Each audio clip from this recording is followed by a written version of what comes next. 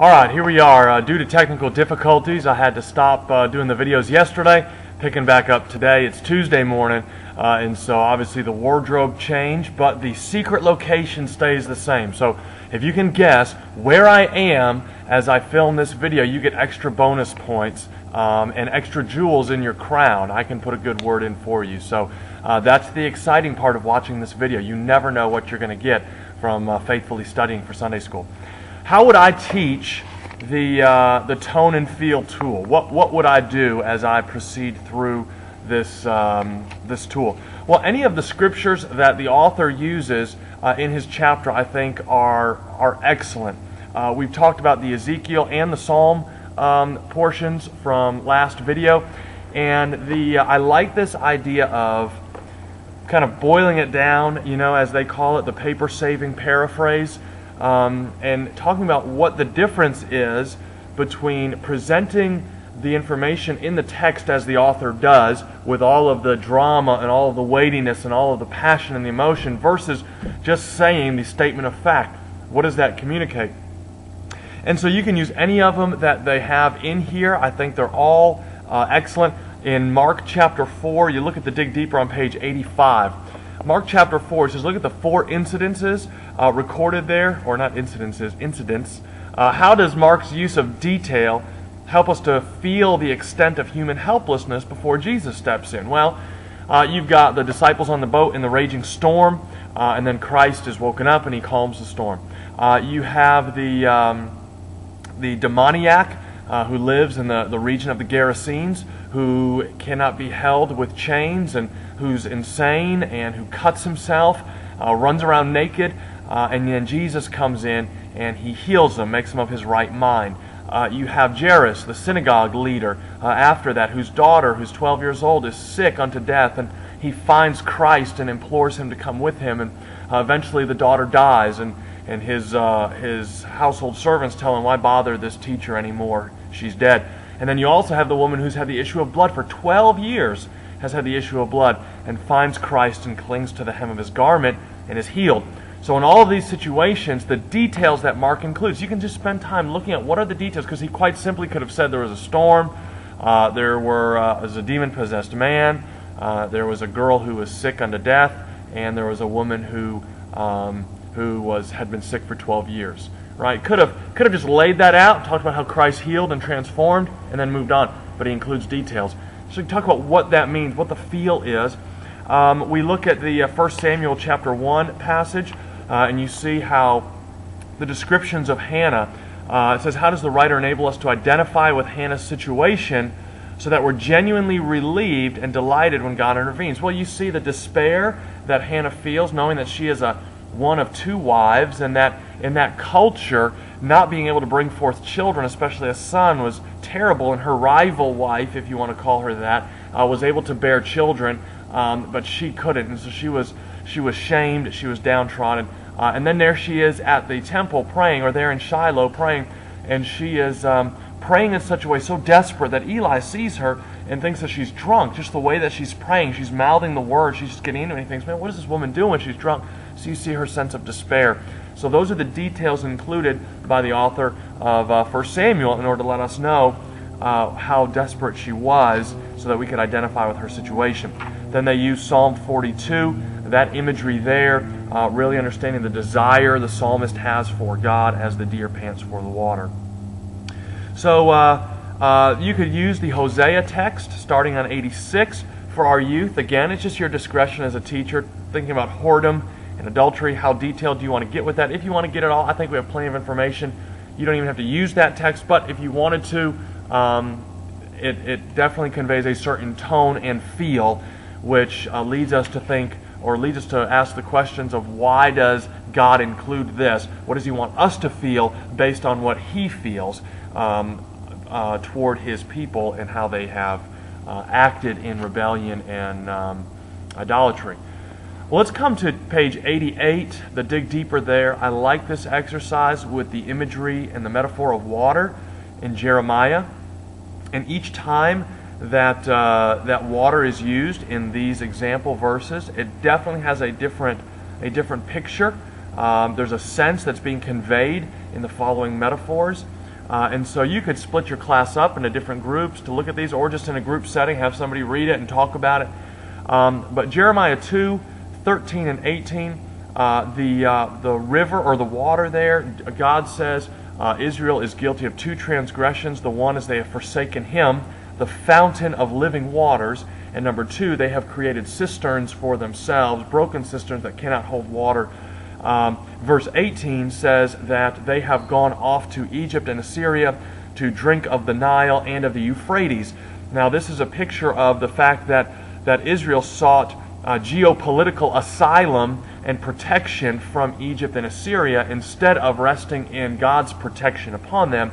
And so God's using this imagery saying, I am the fountain of living waters. There's life here. I can take care of you. Why have you gone off to these other places and drunk from their water sources?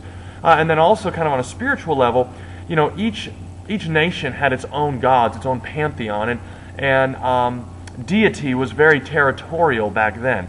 And that's why when two nations would go to war, when one nation conquered the other, it was seen as their gods conquering the other gods. And that's why when God's pronouncement that He is the God of the nations is sounded, it's so radical, because no other God was the God of the nations. Every God was the God of His own nation. And so God is the God of all these nations. So He's saying, why would you go and dip your hand in these other waters to drink, so to speak, thus pledging allegiance to their deity? And in these cultures, they really deified the actual Nile River and Euphrates River. And so here the picture of water here is a picture of God Himself. Okay, His presence and His work amongst His people.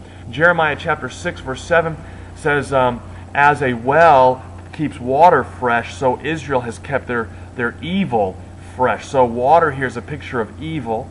Jeremiah 9:1, this is where God said, if my head were waters and my eyes were fountains to pour forth tears. You have this picture of water as sorrow.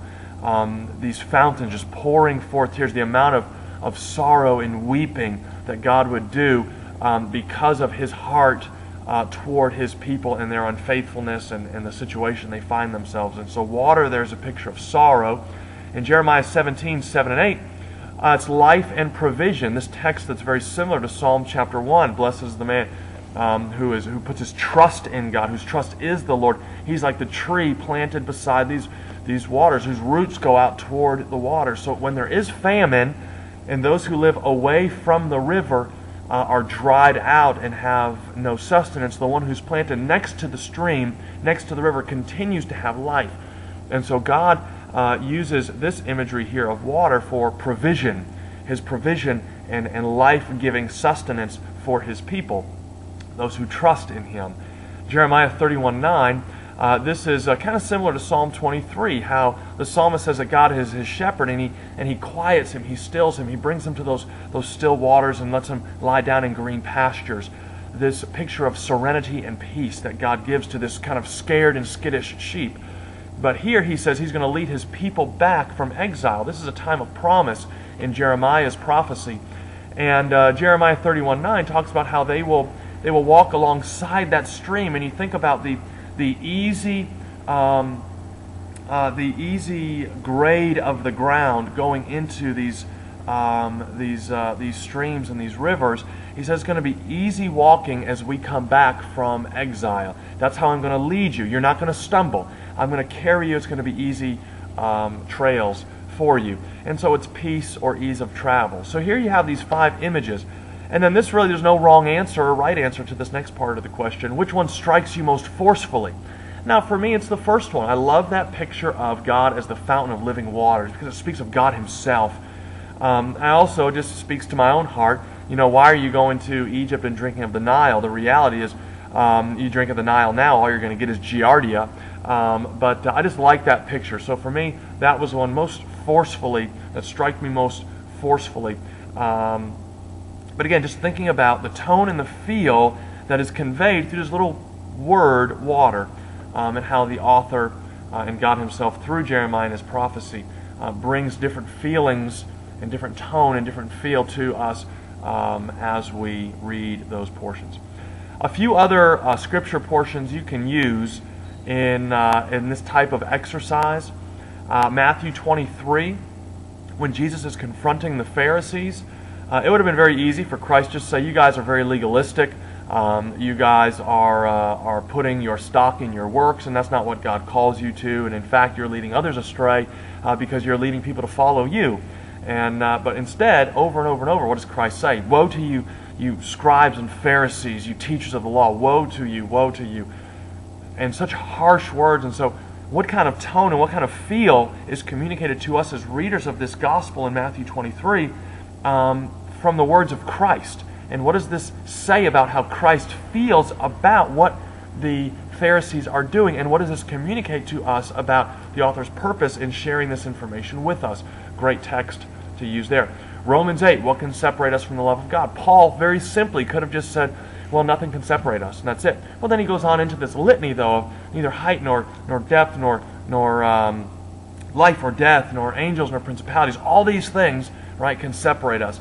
And so what is the feel that we get from this? What's Paul trying to convey by really digging down into the weight of the reality that God's love for us can never be forsaken? Isaiah 44, one of my favorite texts in the Scripture, talks about just kind of the folly of idolatry. And God could have very easily, through Isaiah, just said, you know what, following idols is just foolish. If you think about it logically, it's just kind of silly, so don't do it. But instead, he paints this picture for us. This picture that when you read it, you really get this sense of the absolute folly of idolatry. And so if you read in Isaiah 44, starting in verse 9, going to verse 20, and specifically actually starting in verse 12, he has this picture of an ironsmith with a cutting tool, and he's working over the coals, and he's working with a hammer, and with his own strength creating this form. And then he goes to the carpenter who stretches a line and marks it with a pencil, and he makes it and shapes it into the figure of a man. He cuts down cedars and cypress trees and oaks and that have grown strong, and then he takes this wood, and half of it becomes fuel for him. He takes part of it and warms himself with the fire that it makes, and he bakes bread over it. But then the other half of the wood, he makes a god and worships it. So he takes this piece of wood, and half of it serves him, right? Becomes fuel, cooks his food, keeps him warm, gives him light in his home. The other half, he serves it, bows down before it, says, you are my God. All of his own strength created or used this wood to serve him, but now he is laying his strength down before this thing that he himself created. It's such a logical absurdity that God puts forth there. He says, how foolish is that of you? And then he says in verse 19, no one considers, nor is there knowledge or discernment to say, half of it I burned in the fire, I also baked bread on its coals, I roasted meat and have eaten, and shall I make the rest of it an abomination? Shall I fall down before a block of wood? And so it's just what God does here for us is he takes it from statement of fact. It's idolatry is folly. There's just not only is it sin, but it's just a sheer folliness. And he paints this picture for us, conveys a feel, so we can really understand, oh, look how just utterly silly it is to engage in idolatry. Okay, bring that fast forward to us. We create all these things that we have with our own hands, computer, technology, all of the systems in our world we've created, the financial systems. And now what we do is now that we have created them, God's given us the strength to create them, now we bow down before them and worship them as idols. The thing that we use to serve us now, or we created to serve us now, we bow down and serve it. How foolish is it for us to engage in idolatry today? It's the same thing. Isaiah 44 speaks to us now. So that's one of my favorite texts. I would certainly include that if I were teaching this week. So happy teaching to you. Dig deep. And I will be praying for you as you prepare and as you're teaching. So thanks so much for your faithfulness, and looking forward to seeing God's fruit in this endeavor of Dig Deeper. Great week. Bye.